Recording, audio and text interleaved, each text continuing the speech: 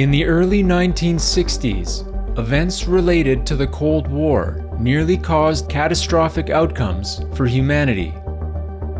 The world was in a heightened state of alarm, with concern nuclear war could break out between the United States and the Soviet Union.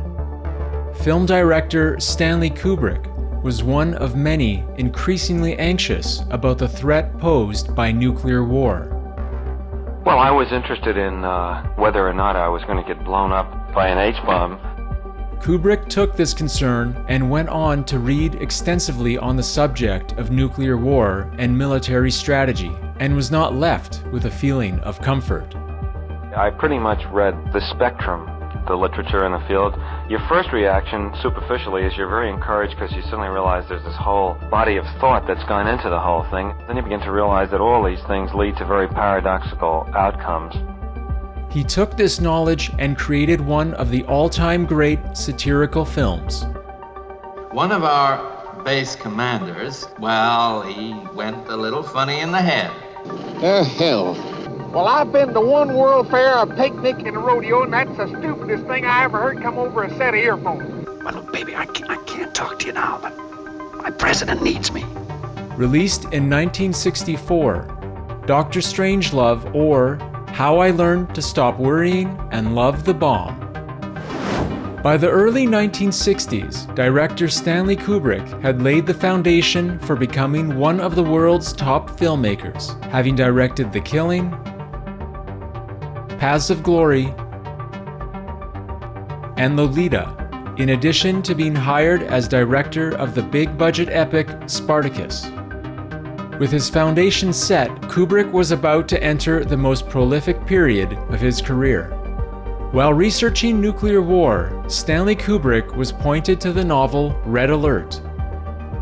Kubrick acquired the book's film rights and began working on a script.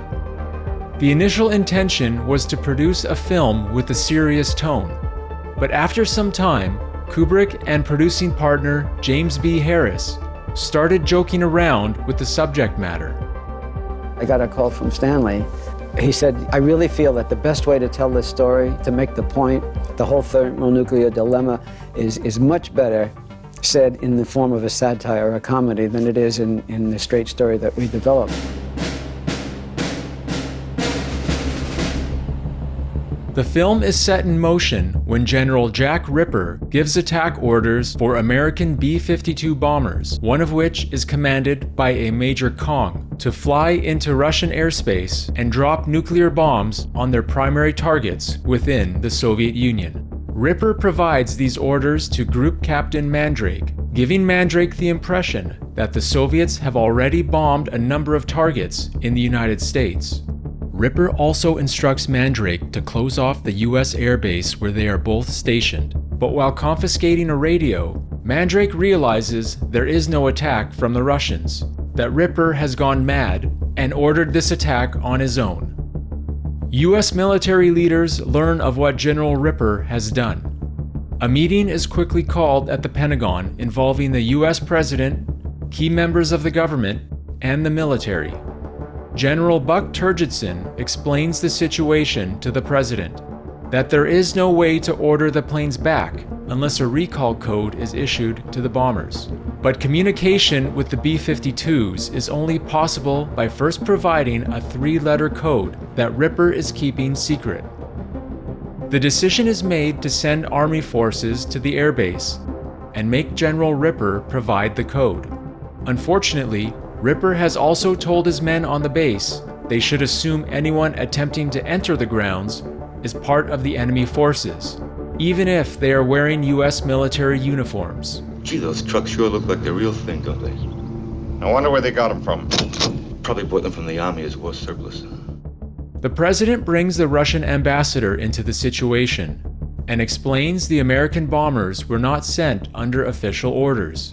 The President gets on the phone with the Russian Premier, but after the Premier is made aware of the circumstances, the situation goes from bad to worse. The Russian ambassador explains that the Premier has approved and just activated a doomsday machine. If any of the US bombers hit their targets, the doomsday machine would activate automatically, launch a counterattack, and engulf the world in a nuclear holocaust. The president includes his scientific advisor, Dr. Strangelove, in the conversation. The whole point of the doomsday machine is lost. If you keep it a secret, why didn't you tell the world, eh? It was to be announced at the party congress on Monday. As you know, the Premier loves surprises. Eventually, Ripper's troops on the Air Force Base surrender to the Army. Mandrake tries persuading Ripper to provide the recall code before the Army arrives in the office, but Ripper deals with the situation in his own way. Now, supposing I play a little guessing game with you, Jack boy. I'll try and guess what the code is.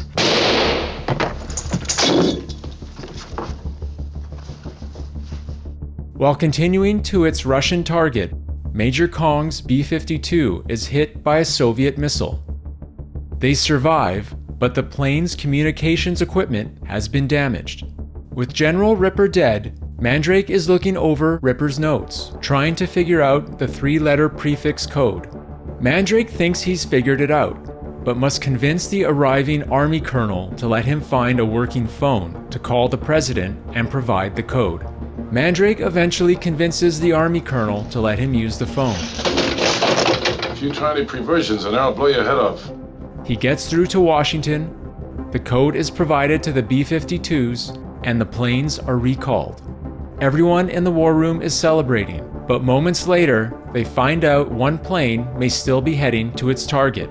Major Kong's B-52, with its damaged equipment, hasn't received the recall code, and with barely enough fuel, finds an alternate target, overcomes their damages, and drops the bomb. Hey, what about Major Kong?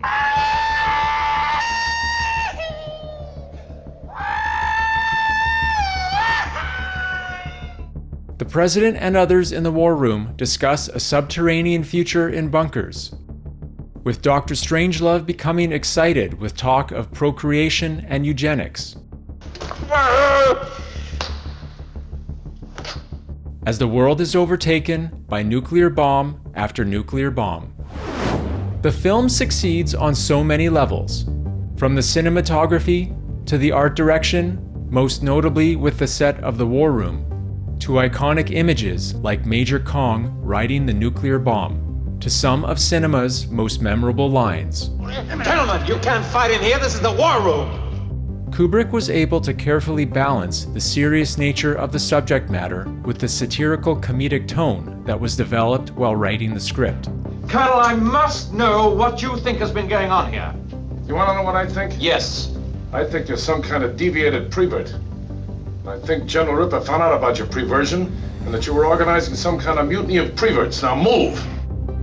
Overall, Dr. Strangelove is a well-crafted film, but Kubrick himself has acknowledged the challenges in making the story work. Strangelove was a more intellectually complicated picture, and it involved complex arguments and quite a few abstract ideas, comically stated. The film's comedy is brought to life by all of the main cast, from Sterling Hayden as General Ripper, to George C. Scott as Buck Turgidson, Slim Pickens as Major Kong, and Peter Sellers playing 3 roles in the film. They all have their moments of humor. A big plane like a 52 room. It's jet exhaust frying chickens in the barnyard. That's nice shooting, soldier.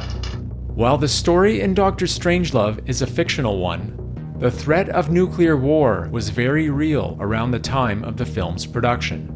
How did that threat play out in the 1960s, when Stanley Kubrick made this film?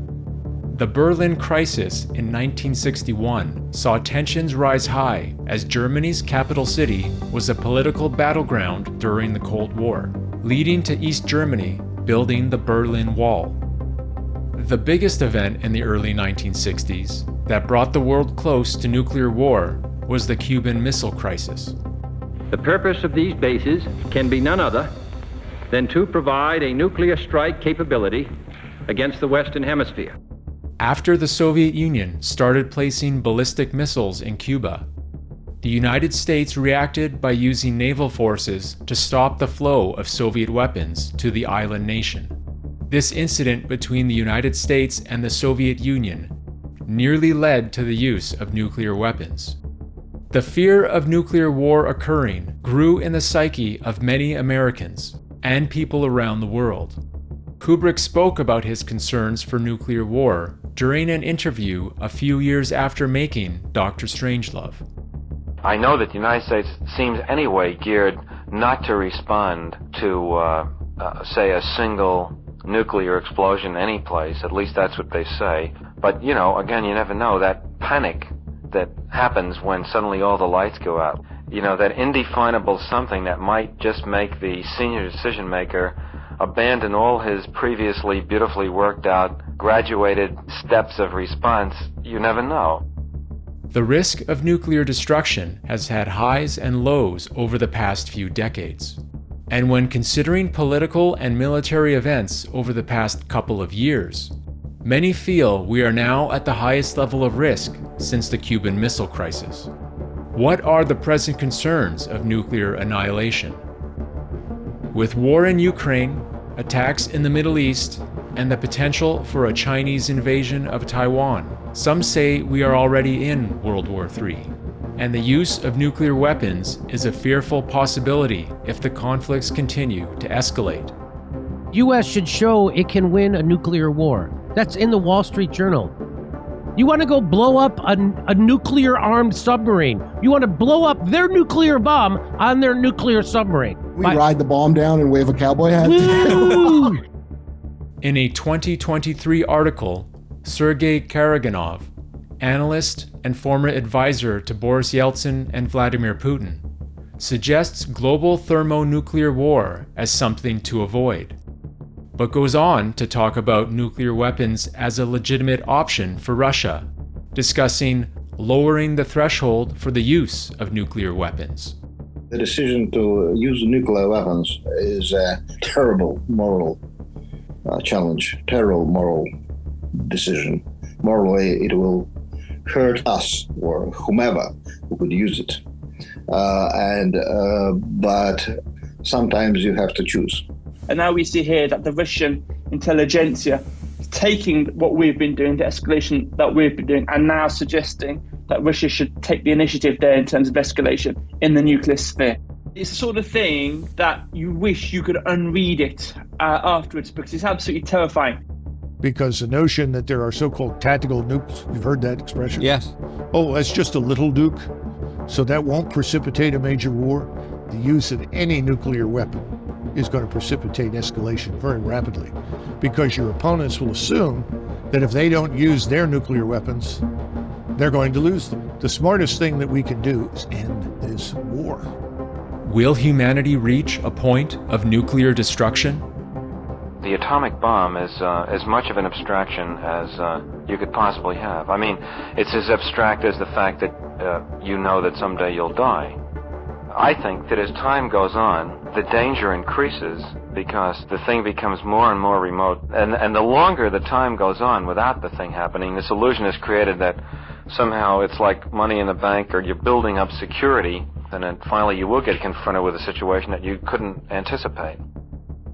If you enjoyed this video, hit the like button, share the video, and subscribe to this channel.